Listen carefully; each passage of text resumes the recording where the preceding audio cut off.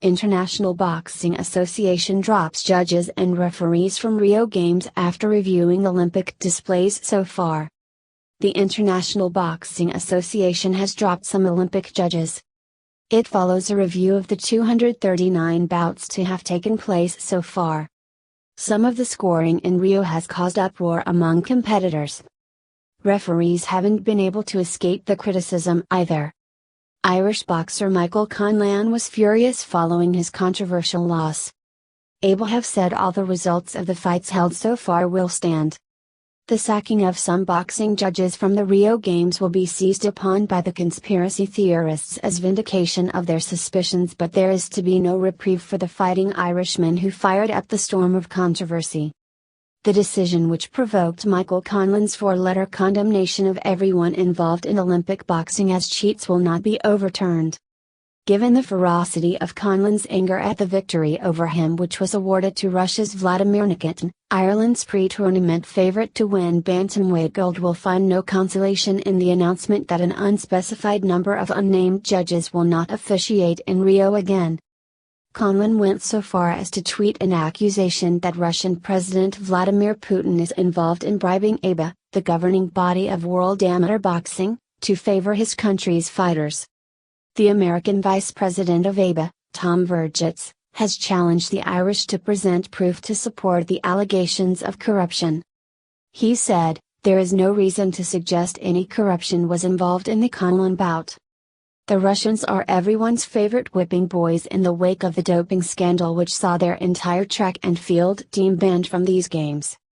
A debatable decision in favor of Tishchenko over Kazakhstan's Vasily Levitt in the heavyweight final was roundly booed, in the presence of IOC President Thomas Bach. One of the judges who gave that goal to the Russian was Ireland's Michael Gallagher. It is ironic, also, that so far there have been significantly fewer contentious decisions than at previous games. AIBA say they will investigate if presented with evidence of corruption, but unless and until that happens, these charges sit in the realm of fantasy. Conlan was somewhat hard done by. I had him winning narrowly, but this was not a travesty remotely to compare with the decision at the Seoul Olympics, which scandalously robbed Roy Jones Jr. in favor of a Korean boxer.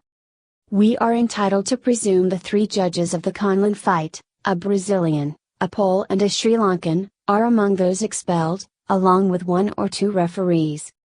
But while there are doubts about the wider governance and hidden agenda of AIBA, they have taken positive action to expunge corruption from the judging of Olympic fights. The bizarre and unworkable method of trying to record the number of punches landed by a frantic pushing of buttons has been replaced sensibly by the introduction of the professional system of awarding 10 points to the winner of a round, 9 or less to the loser. They have also made it virtually impossible for the judges to be compromised. Before each bout, 5 of them are closeted in a side room, into which they are not allowed to take mobile phones. No sooner than 10 minutes before the first bell, 3 of them are chosen at random by computer to officiate at ringside. Basically, to ensure a gold medal for any boxer, you have to cross with silver the palms of every official.